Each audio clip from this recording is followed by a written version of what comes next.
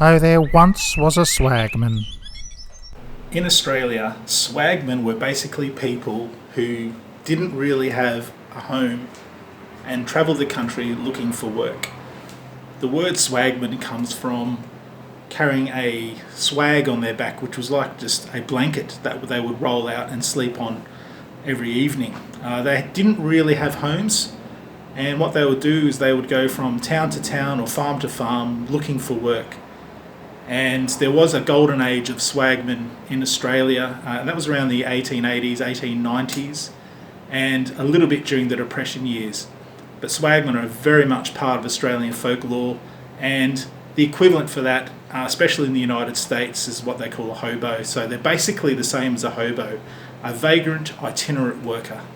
Camped in the billabongs. A billabong is an Australian name for an oxbow lake. What happens is, through the natural life of a river, it will bend and curve as it flows out to sea, and over time the course of the river will change. Sometimes part of the river will separate, especially at a bend in the river, and the river will then, was once going around that curved part of the river, will then find a shortcut, and then that lake will form separate from the original course of the river. Under the shade of a coolabah tree. The coolabah tree, or Eucalyptus coolabah, an easy scientific name to pronounce, thank goodness, is a common Australian gum tree that grows inland of the eastern seaboard, pretty much from northern Queensland all the way down to the bottom of New South Wales. And he sang as he looked at the old Billy boiling. A swagman's life wasn't exactly glamorous, and they had few possessions, and one of the possessions that a swagman would often have was what is called a billy. Now, a billy is simply a makeshift teapot. All it was a jam tin or a food tin of some sort. They'd obviously eaten the food out of it, they'd give it a bit of a clean, they'd put a handle on it, and then what you could do with it was sit it over a fire full of water and use it for cooking things. And they would especially use it to brew some tea. And that was one of the small luxuries of a swagman's life. And all they do is sit it over the fire, wait till it was boiling, and then they'd have their billy of tea, as it was called. In fact, today you can actually go to a camping retailer and buy yourself a purpose-built billy. Who'll come a waltzing Matilda with me? Waltzing Matilda, it's a slang term for basically walking around the country. It's not really used today at all by anybody, apart from referring to the poem and song Waltzing Matilda. Who'll come a waltzing Matilda, my darling? Who'll come a waltzing Matilda with me? Waltzing Matilda and leading a water bag.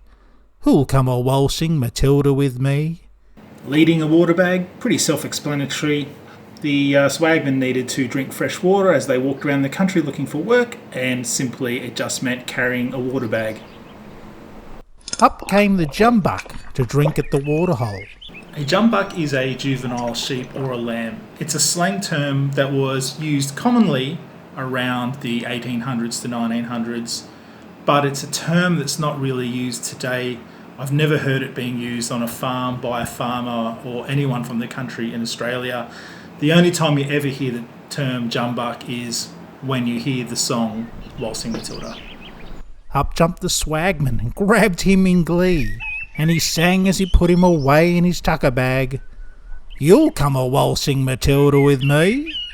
Tucker is an Australian slang word for food, basically. People in Australia will refer to their food as tucker. It is still used in Australian primary schools, or what you would call elementary schools in some countries.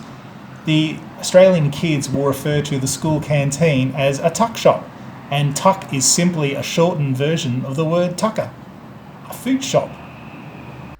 Who'll come a waltzing Matilda, my darling? Who'll come a waltzing Matilda with me? Waltzing Matilda and leading a water bag. Who'll come a waltzing Matilda with me? Up came the squatter, a-riding his thoroughbred. A squatter was a person who ran livestock on land that wasn't actually owned by them. They had no legal ownership of the land that they were on. But the colonial governments at the time of Australia allowed squatters to use land that wasn't owned by anyone. However, this is flying in the face of the First Nations people who were the original owners of the land and still are. There was no recognition of First Nations Australians at that time, and people could just wander in on those lands as long as they were using it for some purpose. That person could claim rights to that land for its use. Now, in the case of Waltzing Matilda, the squatter has obviously livestock sheep around this area, and he's spotted a vagrant itinerant worker, a swagman, camped by a waterhole, and he would consider that to be trespassing, even though the squatter has no legal ownership of the land that the swagman is camping on. And not only that, the squatter has no recognition of the First Nations people whose land he is actually on.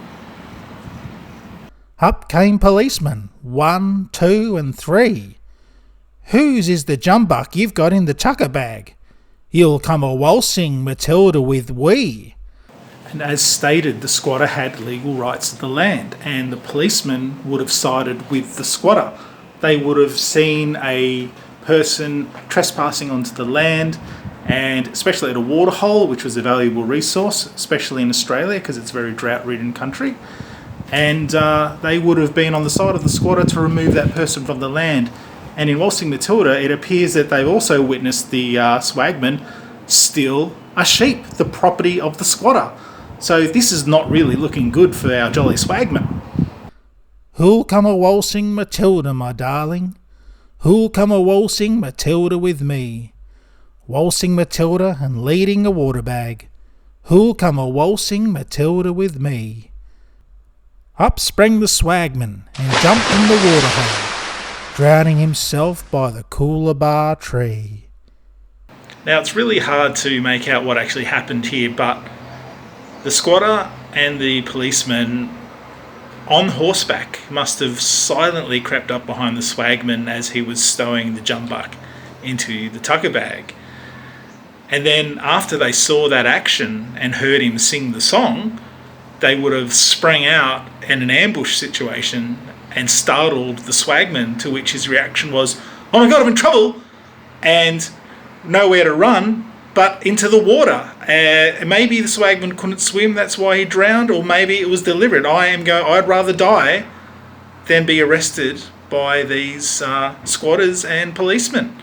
But it's very tragic that that's how far the swagman had to go to get away from it. Waltzing Matilda doesn't really go into detail what happened to the sheep, but if the swagman jumped into the water, it's likely that he didn't take the sheep with him. So I would like to think that the squatter was able to retrieve the sheep from the tucker bag. So we're pretty happy that no animals were harmed in this particular song, apart from, the unnecessary death of the swagman.